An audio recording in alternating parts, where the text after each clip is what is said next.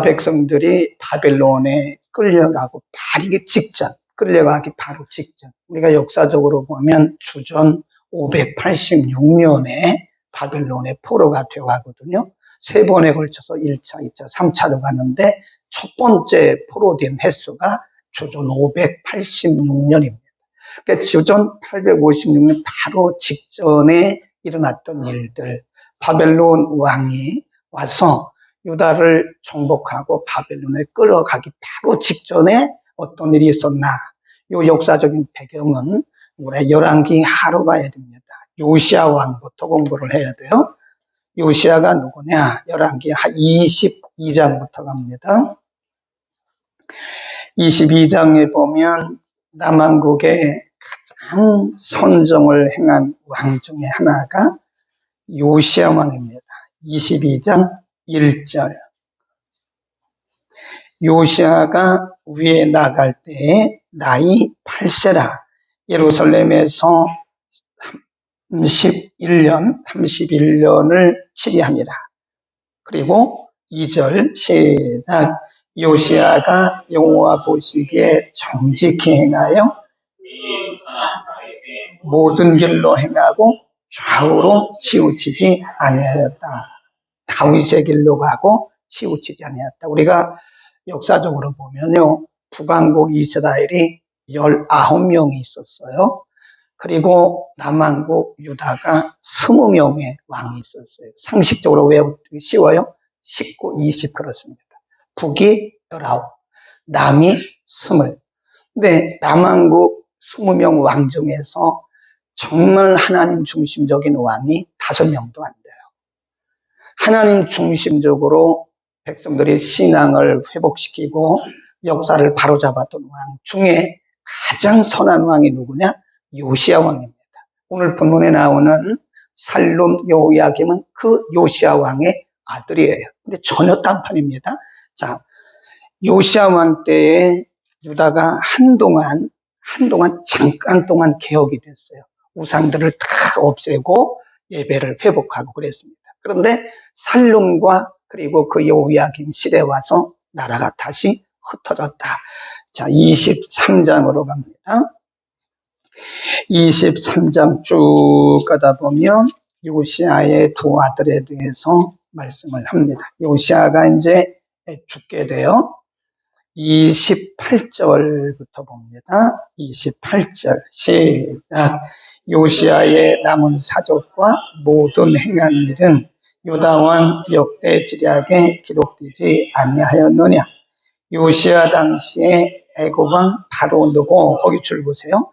오늘 본문에 느고라는 사람이 나와요. 그게 누구냐면 애굽 왕 바로 느고입니다.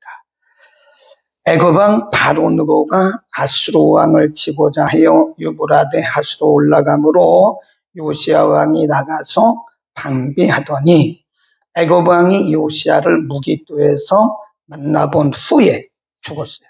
거기서 죽어요. 31년 동안 통치하다가 거기서 죽임을 당합니다. 30세 신복들이 그 시체를 병거에 싣고 무기토에서 예루살렘으로 올라와서 그 묘실의 장산이 국민이 요시야의 아들 요아스를 데려다가 기름을 붓고 그 부친을 대신하여 왕을, 이게 누구냐? 살룸입니다. 써놓으세요.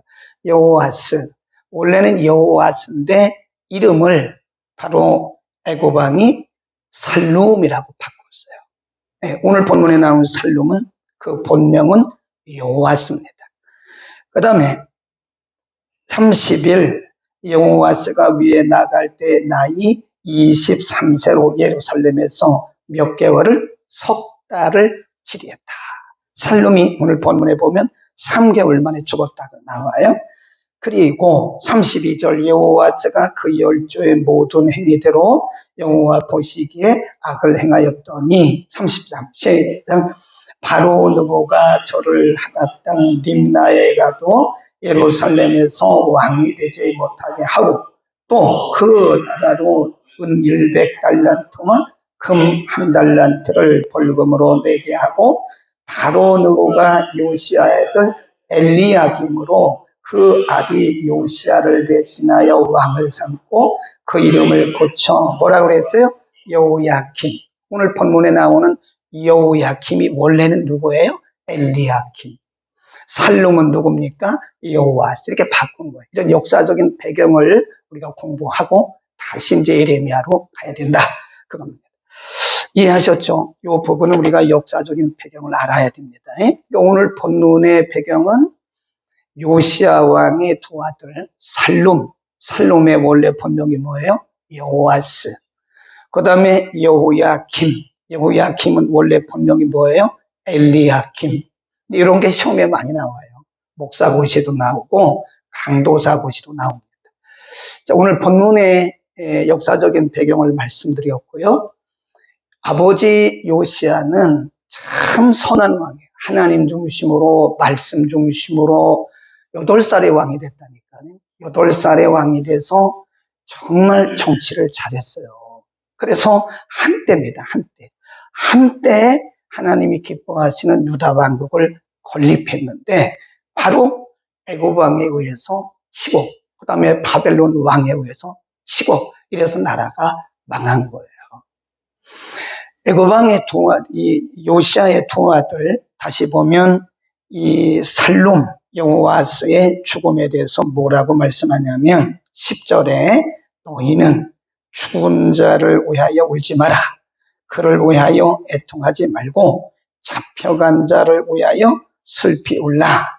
그가 누구예요? 살룸 여호와스 다시 돌아와서 그 고국을 보지 못할 것이다. 나 여호와가 유다 왕 요시야 아들 곧 그 아비 요시야를 이어 왕이 되었다가 이곳에서 나간 살룸에 대하여 말하노라. 이게 살룸의 죄가 뭐냐면 살룸은 몇 달 동안 왕이었어요? 3개월. 3개월 동안 왕이었는데 이 사람은 완전히 로봇 역할을 한 거예요. 이 사람의 죄가 뭐냐면 아버지가 개혁했어요. 참 좋은 아버지를 두었어요. 그런데 아들은 그 믿음을 이어받지를 못한 거예요. 아버지 요시야 왕이 목숨 걸고 유다 백성들을 말씀으로 다 세워놨거든요. 근데 그 아들이라는 사람이 3개월 동안 왕 노릇을 하면서 아버지가 개혁하고 아버지가 다 불태웠던 무상들을 다시 세운 거예요. 다시. 근데 하나님이 그것을 그냥 두겠습니까? 우리는 여기서 살룸을 통해서 두 가지 영적인 교훈을 얻을 수가 있는데 하나는 우리가 선조들로부터 받은 영적 유산을 잘 보존해야 됩니다. 보존해야.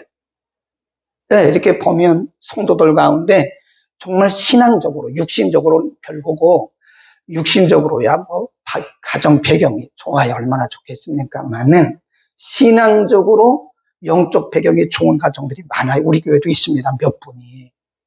할아버지 때부터 할아버지도 장로님, 아버지도 장로님, 할머니도 권사님, 어머니도 권사님 이런 가정들이 있어요. 정말 그런 가정은요 부러운 가정입니다. 그런데 그 믿음이 보존되느냐? 아니라는 거예요. 저는 그런 가정들을 볼 때마다 너무 안타까운 거예요. 야, 우리 같은 사람은 우리의 때 믿는 사람이 하나도 없습니다. 제가 일대예요. 그런데 아버지 때도 믿지, 할아버지 때도 믿었죠. 이런 가정이 그 영적 유산을 지키지 못하고 다 틀어버리는 걸 보면요 너무 안타까운 거예요. 부모로부터 우리가 유산 물려받는 게 중요한 게 아니에요. 뭘 물려받아야 돼요? 믿음의 유산. 근데 그걸 못 지키는 거예요. 그런데 어떤 가정을 보면요, 이 부모로부터, 조상들로부터, 선도들로부터 물려받은 신앙을 잘 보존하더라고요. 이 가정이야말로 진짜 복받은 가정입니다. 아멘. 그러니까 우리의 선조들이 그런 분이 없다면 우리부터 시작하면 돼요. 저처럼.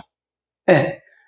저처럼 우리부터 시작해서 그 믿음의 유산을 잘 물려주면 우리는 하나님 앞에서 성공한 인생을 사는 겁니다.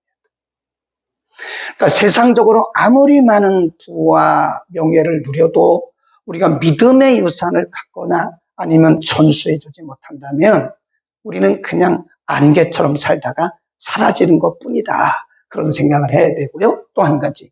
이 살룸 여호와스를 보면서 우리가 느껴야 하는 것이, 배워야 하는 영적 교훈이 뭐냐?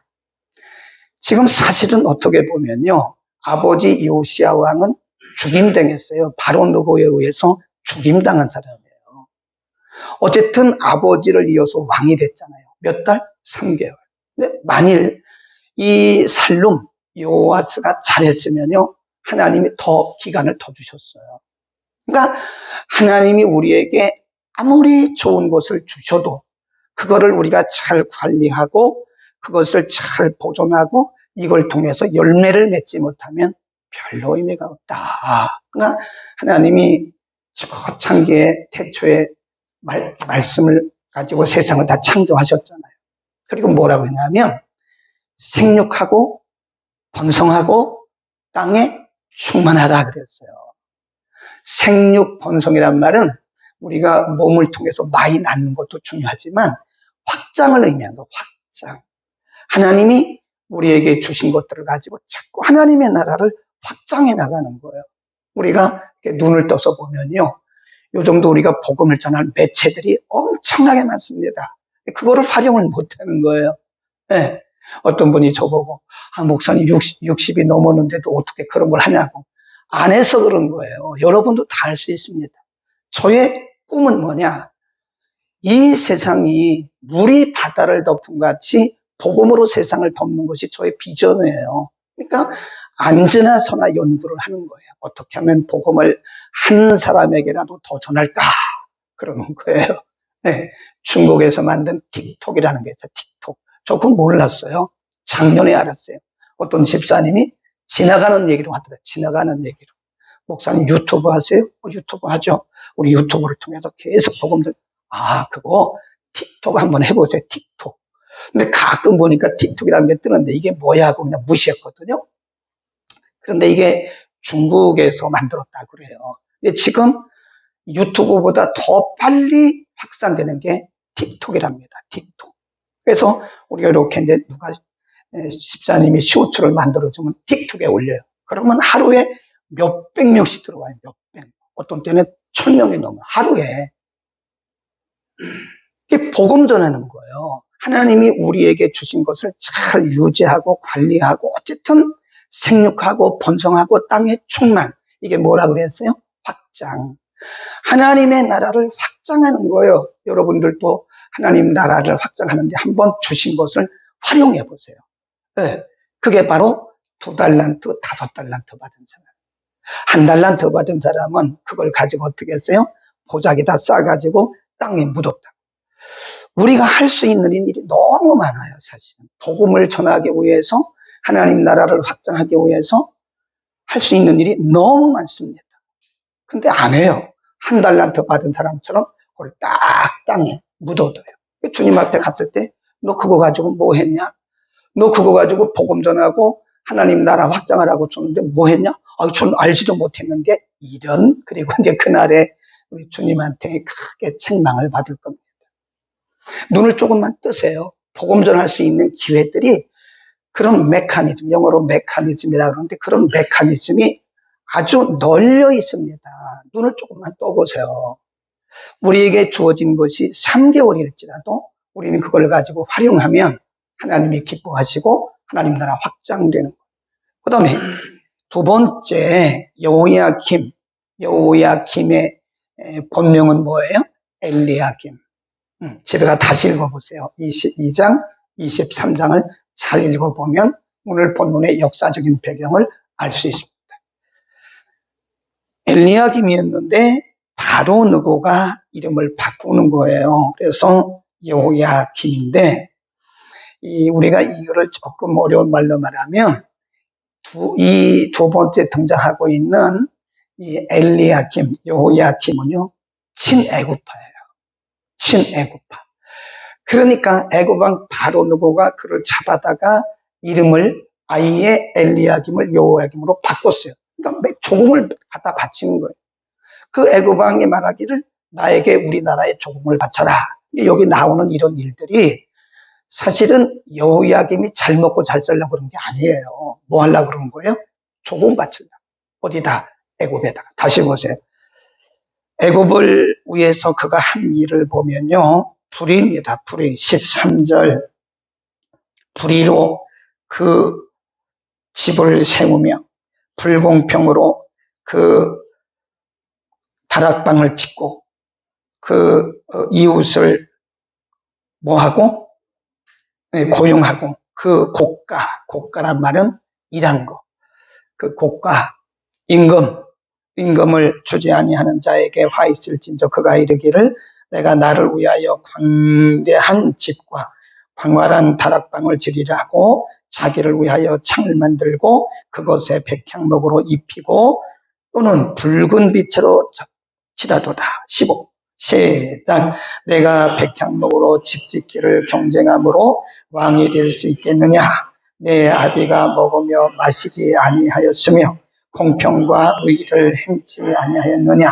그때 그가 형통하였었느니라. 그 아비가 누구예요? 요시야 왕.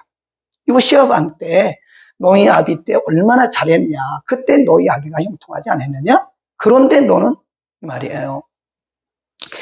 그런데 너는 어째서 17절에 보면 그러나 내 눈과 마음은 탐남과 무리를 피 흘림과 압박과 강포를 행하려 할 뿐이라.